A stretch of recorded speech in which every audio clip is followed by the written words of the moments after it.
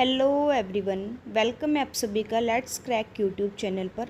आज हम सीटेट 2025 का एग्ज़ाम जिन जिन स्टूडेंट्स का क्वालिफाइड नहीं हुआ है उसके बारे में बात करेंगे और क्या अप्रोच हमें यूज़ करनी चाहिए कि जो हम बार बार जो हमारा सीटेट का एग्ज़ाम है वो 2 या 3 मार्क्स से रह जा रहा है, वो क्वालिफाइड नहीं हो रहा है। क्या क्या अप्रोच हमें यूज़ करनी चाहिए हमारे सीटेट के एग्ज़ाम को क्वालिफाइड करने के लिए, और जो नेक्स्ट सीटेट है वो कब तक आने के चांसेस हैं उसके बारे में भी हम आगे बात करेंगे। क्या क्या अप्रोच स्ट्रेटजी हमें अपनानी चाहिए, कैसे हमें टाइम मैनेजमेंट करना चाहिए, सबके बारे में हम बात करेंगे और सभी जो हमारे क्वेश्चंस हैं, क्वेरीज हैं, उनको वन बाय वन करके डिस्कस करेंगे। आप वीडियो में एंड तक बने रहना। वीडियो को ज़्यादा लंबा और आपके टाइम को ज़्यादा ख़राब ना करते हुए हम वीडियो को स्टार्ट करते हैं।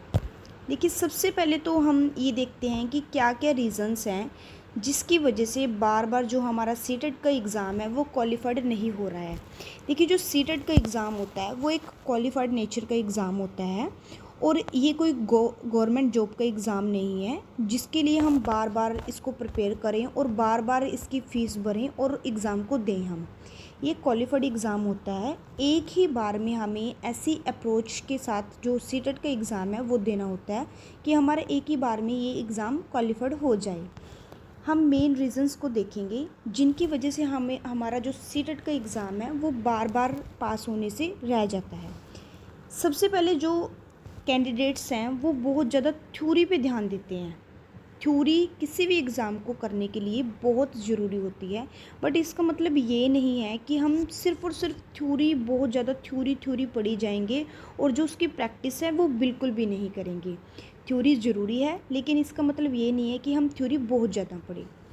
उसके बाद थ्योरी करने के बाद जो हमारे कॉन्सेप्ट्स हैं सीटेट को लेकर या फिर हमारे सिलेबस में जो जो कॉन्सेप्ट हैं उनको क्लियर करना चाहिए। ये नहीं है कि हम रोट लर्निंग करी जाएं और आगे आगे पढ़ी जाएं और जो कॉन्सेप्ट्स हैं वो क्लियर ही ना करें। देखिए, सीटेट का exam totally understanding base exam होता है, ठीक है।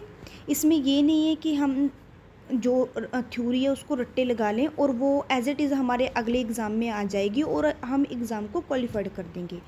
ये हमारा अंडरस्टैंडिंग बेस्ड एग्ज़ाम है।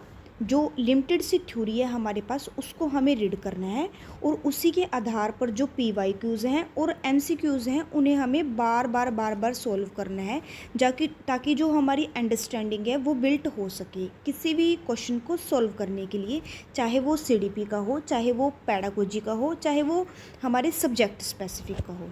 उसके बाद हमारे पास ये बात है कि हम बहुत ज़्यादा प्रैक्टिस नहीं सीटेट के एग्ज़ाम में करते हैं। देखिए, कैंडिडेट्स क्या करते हैं, 2-4 यूट्यूब वीडियोस देखते हैं या बहुत ज़्यादा यूट्यूब वीडियोस देखते हैं और सिर्फ यूट्यूब वीडियोस के चक्कर में ही रह जाते हैं, ठीक है।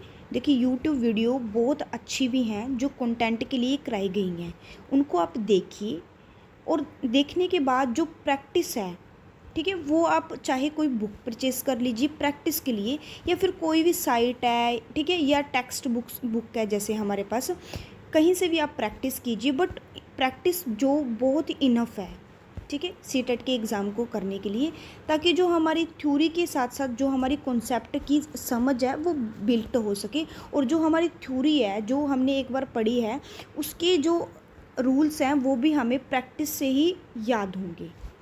PYQs इम्पोर्टेंट है। स्टूडेंट्स क्या करते हैं कि PYQs लगाते नहीं हैं, ठीक है, PYQs लगाते नहीं जिसके कारण उनको ये नहीं पता चलता कि जो उनका एग्ज़ाम का नेचर है वो कैसा है, क्या क्या एग्ज़ाम में पूछा जा रहा है, क्या क्या लैंग्वेजेस में पूछा जा रहा है, क्या CDP में पूछा जा रहा है, क्या सब्जेक्ट स्पेसिफिक में पूछा जा रहा है, उनको उस बात का पता ही नहीं चल पाता और वो सिर्फ पढ़ते जाते हैं। उसके बाद अगला पॉइंट है हमारा कि हमारा टाइम मैनेजमेंट नहीं हो पाता। बहुत सारे कैंडिडेट्स हमने देखे हैं कि जिनका एग्ज़ाम पूरा ही नहीं हो पाता। पूरा तो छोड़ो, जो सीटेट 2025 का एग्ज़ाम था उसमें कई कैंडिडेट्स ऐसे हैं जो ये बोल रहे थे कि हमने तो जो बुकलेट है वो एक बार पूरी ओपन ही नहीं करके देखी है।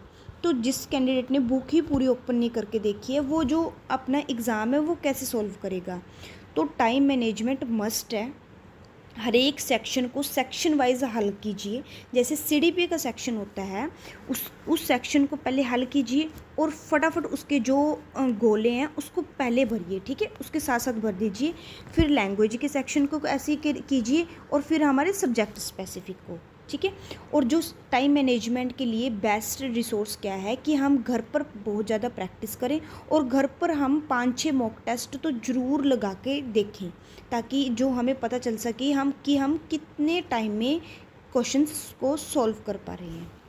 आगे हम देखते हैं कि हमारी अब अप्रोच होनी क्या चाहिए सीटेट को एग्ज़ाम को लेकर। देखिए, ये तो जो गलतियां थी जो हम कर रहे हैं बार बार एग्ज़ाम में वो थी। अब हम देखेंगे कि हमें अप्रोच क्या अपनानी चाहिए सीटेट के एग्ज़ाम को क्वालिफाई करने के लिए, जो हमारा नेक्स्ट सीटेट अब आएगा। थ्योरी हमें पढ़नी है, मस्ट है एग्ज़ाम को हमारे सीटेट के। अगर हम डायरेक्ट PYQs पे या फिर MCQs पे मूव करेंगे तो हमें समझ नहीं लगेगा, जो एक फ्रेशर कैंडिडेट है, ठीक है, या जिनको B.Ed करे को बहुत टाइम हो गया है, वो थ्योरी वो समझ नहीं पाएगा, ठीक है। कॉन्सेप्ट क्लियर करने हैं हमें थ्योरी को पढ़ के। उसके बाद रोट लर्निंग नहीं करनी है, हमें बिल्कुल भी नहीं करनी है। अंडरस्टैंडिंग बिल्ड करनी है अपनी। नोट्स हमें अपने हैंड रिटन बनाने हैं। देखिए, हम अपने चैनल पे जो CDP लैंग्वेजेस हैं और सब्जेक्ट स्पेसिफिक मेनली SST है, उसके लिए हम कंटेंट के जो वीडियोस हैं वो हम बनाना अब स्टार्ट करेंगे, जो हमारा नेक्स्ट सीटेट होगा उसके लिए। तो या आप कहीं और से भी पढ़ रहे हैं तो अपने हैंड रिटन नोट बिल्ड कीजिए, ताकि जो आपकी समझ है वो और ज़्यादा अच्छे से डेवलप हो, और जो कॉन्सेप्ट्स हैं, जो रूल्स हैं, वो आपको अंडरस्टैंडिंग ज़्यादा खुद से हों, ठीक है। जैसे हमारे पास थ्योरीज होती हैं, जैसे हमें प्याजे की थ्योरी होती है, वाइगोस्की की थ्योरी होती है, या फिर हमें और भी किसी भी थिंकर की थ्योरी होती है। उसके लिए उसमें जो थ्योरी होती है उसमें जो हमें स्टेजेस दी होती हैं या और भी कॉन्सेप्ट्स होते हैं, वो जब तक हम बार बार रीड नहीं करेंगे या फिर जब तक हम उनको बार बार लिखेंगे नहीं, प्रैक्टिस में नहीं लेके आएंगे, तो वो हमें याद नहीं होगा। इसके लिए हमें अपने हैंड रिटन नोट्स बनाना बहुत ज़रूरी है। उसके बाद क्या है कि हमें PYQs लगाने हैं, ताकि हमें जो हमारा एग्ज़ाम है उसका पैटर्न पता चल सके, और न्यू क्वेश्चंस हैं उनको भी हमें सॉल्व करना है। टाइम मैनेजमेंट मस्ट है, ठीक है, जैसे कि हमने ऊपर बात कर चुके हैं हम टाइम मैनेजमेंट के बारे में। आगे हम देखते हैं कि जो हमारे पास लैंग्वेजेस आती हैं, उनके कितनी लैंग्वेजेस आती हैं हमारे पास, और क्या अप्रोच हमें उनको सॉल्व करने के लिए होनी चाहिए। देखिए, सीटेट के एग्ज़ाम में हमारे पास 2 लैंग्वेजेस होती हैं, ठीक है। सीटेट के एग्ज़ाम में हमारे पास 2 लैंग्वेजेस आती हैं। एक को हमें फर्स्ट लैंग्वेजेस के रूप में चूज़ करना होता है, और दूसरी को हमें सेकंड लैंग्वेज के रूप में चूज़ करना होता है। हमारे पास सीटेट के एग्ज़ाम में काफ़ी सारी लैंग्वेजेस दी हुई हैं, जिसमें से हमें कोई 2 लैंग्वेज जो हमें बहुत अच्छे तरीके से आती हैं, या जिस भी लैंग्वेज को हमारा मन करता है चूज़ करने का, हम उनको चूज़ कर सकते हैं। एक को हमें फर्स्ट लैंग्वेज के रूप में चूज़ करना होता है और एक को सेकंड लैंग्वेज के रूप में। जो फर्स्ट लैंग्वेज होती है और सेकंड लैंग्वेज होती है वो सेम पैटर्न पर आधारित होती हैं, बट जो फर्स्ट लैंग्वेज होती है उसमें हमें 2 पैसेज आते हैं। 2 पैसेज में से हमारे पास एक पैसेज होता है जो हमारा सिंपल पैसेज होता है, और दूसरा पैसेज होता है हमारे पास पोएम बेस्ड पैसेज होता है, ठीक है, पोएम बेस्ड पैसेज होता है। दूसरा पैसेज हमारा पोएम बेस्ड होता है। बट जो हमारी सेकेंड लैंग्वेज होती है उसमें सिंपल पैसेज, हमें 2 पैसेज आते हैं और उन्हें हमें सॉल्व करना होता है। जो पैसेज होते हैं वो हमारे पास 15 मार्क्स के होते हैं, और जो पैडागोजी होती है हमारे पास दोनों लैंग्वेजेस की, वो 15-15 मार्क्स की होती है, ठीक है। सबसे पहले हमें जो लैंग्वेजेस है उनका पैसेज अच्छे से सॉल्व करना होता है। पैडागोजी है जो हमारी CDP होती है।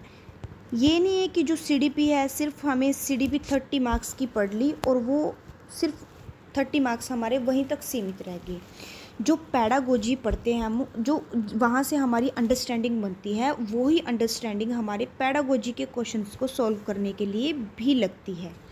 तो CDP को, जो हमारी थ्योरी है CDP की, उसको बहुत अच्छे से हमें करना होता है, और CDP की हमें बहुत ज़्यादा प्रैक्टिस करनी होती है, ताकि हमारी समझ बिल्ट हो सके, और हम जो ये पैडागोजी के क्वेश्चंस हैं इनको भी उसी समझ के आधार पर सॉल्व कर सकें। और कुछ और नए टॉपिक्स होते हैं हमारे पैडागोजी के, उनको हमें अलग से पढ़ना होता है, ठीक है। कॉन्सेप्ट हमें क्लियर करना है लैंग्वेज को सॉल्व करने के लिए भी, और PYQs और MCQs तो हमें प्रैक्टिस करनी ही है। उसके बाद हमारे पास आ जाता है हमारा सब्जेक्ट स्पेसिफिक है। यहाँ पर हम मेनली SST को लेकर बात कर रहे हैं। देखिए जो SST होती है हमारे पास, ठीक है, उसके लिए NCERT बहुत ज़रूरी है। जो NCERT के क्वेश्चंस हैं हमारे, वो 60 में से हमें 40 मार्क्स के पूछे जाते हैं, सिर्फ NCERT में से हमें क्वेश्चंस, ठीक है। तो NCERT हमारे पास 6 to 8 तक की NCERT को पढ़ना ज़रूरी होता है, ठीक है। इसमें हमारे पास हिस्ट्री, पॉलिटिकल और जियोग्राफी की NCERT आती है। इन तीनों ही NCERTs को हमें पहले ही हमें 6th क्लास की पढ़नी है, फिर 7th क्लास की पढ़नी है, और फिर हमें 8th क्लास की NCERT पढ़नी है, ये तीनों ही सब्जेक्ट्स की। तो NCERT हमारे लिए बहुत ज़्यादा ज़रूरी है CTET एग्ज़ाम को क्लियर करने के लिए। उसके लिए हम अपनी नेक्स्ट वीडियोज़ में बताएंगे कि NCERT हमें कैसे पढ़नी है, और हम खुद से भी आपको अपने चैनल पे जो नेक्स्ट CTET है उसके लिए NCERT सॉल्व कराएंगे। उसके बाद जो NCERTs हैं उसके हमें PYQs और MCQs सॉल्व करने बहुत ज़्यादा ज़रूरी हैं, ठीक है, ताकि जो हमारे NCERT के कॉन्सेप्ट्स हैं वो हमें याद रहें। इसी तरह हमारे पास 20 मार्क्स की यहाँ भी CDP आती, पैडागोजी आती है। ये भी पैडागोजी हमारी जो CDP के कॉन्सेप्ट है उसी आधार पर सॉल्व होगी, और प्लस हमारे पास क्या होता है, कुछ और अलग से हर एक सब्जेक्ट की जो पैडागोजी होती है उसके क्वेश्चंस होते हैं, ठीक है। पर जो हमारे पास अंडरस्टैंडिंग है वो हमारे पास CDP की अंडरस्टैंडिंग ही हमारे लगेगी पैडागोजी के क्वेश्चंस को भी सॉल्व करने के लिए। अब हम देखते हैं कि जो हमारा नेक्स्ट CTET है वो कब तक आएगा। देखिए हमारा जो CTET होता है हर बार वो हमारा जुलाई में और दिसंबर जनवरी में होता है। दिसंबर या जैन में होता है हमारा, जून जुलाई में या फिर दिसंबर या जैन में हमारा CTET का एग्ज़ाम होता है। देखिए अब हमारा जो CTET का एग्ज़ाम है वो हमारा 2025 में CTET का एग्ज़ाम कंडक्ट नहीं हुआ था, और जो अब हमारा फेब वाला CTET का एग्ज़ाम हुआ है वो हमारा 2025 वाला ही CTET का एग्ज़ाम कंडक्ट हुआ है। तो अब 99% चांसेस हैं कि हमारा जुलाई में CTET का जो एग्ज़ाम है वो दोबारा से कंडक्ट कराया जाएगा, और उसके लिए जो हम अपनी तैयारी है वो अगर हम अभी से स्टार्ट करेंगे तो वह हम अच्छे से तैयारी कर सकते हैं। हमें डेली के 2-3-4-5 घंटे भी हम दे रहे हैं अपनी तैयारी को। देखिए अभी से अगर हम 2-3 घंटे दे रहे हैं तो इनफ है, और जो एग्ज़ाम के नज़दीक हम अगर 3-4 घंटे एग्ज़ाम के लिए दे रहे हैं तो वो बहुत ज़्यादा इनफ है, ठीक है। अब हम अपने चैनल पे क्या करेंगे कि अब हम अपने चैनल पे CDP के लिए क्लासेस स्टार्ट करेंगे, ठीक है। जैसे जैसे आपके कमेंट्स आएंगे उसके हिसाब से हम CDP के अपनी क्लासेस स्टार्ट करेंगे। लैंग्वेजेस मैं बताती हूँ आपको, मैं आपको कौन कौन सी लैंग्वेज करा सकती हूँ, ठीक है। मैं आपको हिंदी कराऊँगी, इंग्लिश कराऊँगी, प्लस मैं आपको पंजाबी लैंग्वेज कराऊँगी, ठीक है। जो कैंडिडेट्स पंजाब से, ये तीनों लैंग्वेजेस को कराने की ज़िम्मेवारी मैं आपको लेती हूँ नेक्स्ट CTET के लिए। उसके बाद हम जो हमारा सब्जेक्ट स्पेसिफिक है उसमें हम SST को रखेंगे, ठीक है। SST के जो भी हमारे SST का मटेरियल है, कैसे कैसे हमें SST करनी है, वो सब हम अपने चैनल पे आपको प्रोवाइड कराएंगे और आपको कराएंगे, ठीक है। जो CTET का एग्ज़ाम है वो एक क्वालिफाइड नेचर का एग्ज़ाम है, और इसे हमें सिर्फ क्वालिफाइड करना होता है। देखिए जो CTET का एग्ज़ाम है वो वैसे एक क्वालिफाइड एग्ज़ाम है, बट इसकी जो इम्पोर्टेंस है वो बहुत ज़्यादा है। गवर्नमेंट जॉब को लेने के लिए तो इसकी इम्पोर्टेंस है ही है, बट जो प्राइवेट स्कूल्स में लगते हैं टीचर्स उसके लिए भी इसकी इम्पोर्टेंस बहुत ज़्यादा है, और बहुत सारे जो स्कूल्स हैं उसमें इसको कंपलसरी कर दिया गया है। तो CTET का एग्ज़ाम ज़रूरी है हमारे लिए अगर हम टीचिंग लाइन में है तो। बाकी जैसे जैसे भी कोई भी अपडेट आएगी और जो जो भी आगे हम अपने चैनल पे आपके लिए वीडियोज़ लेके आएंगी उसकी हम आपको टाइम टू टाइम अपडेट देते रहेंगे। वीडियो में यहाँ तक बने रहने के लिए आपका बहुत बहुत थैंक यू। मोर अपडेट्स के लिए आप चैनल के साथ